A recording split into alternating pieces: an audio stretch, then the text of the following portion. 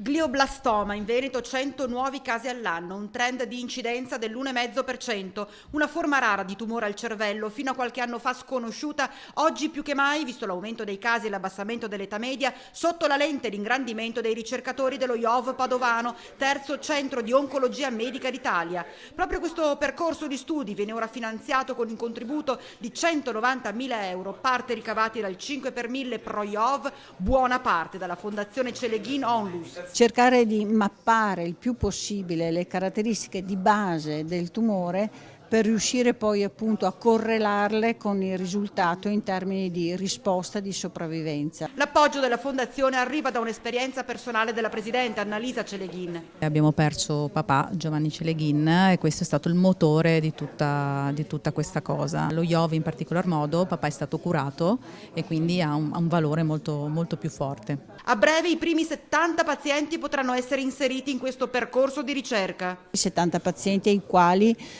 nel momento della ricaduta saranno sottoposti a un ulteriore trattamento chirurgico. Noi potremmo fortunatamente analizzare nel dettaglio le caratteristiche non solo istologiche ma molecolari della malattia. Entro 2 anni i primi risultati.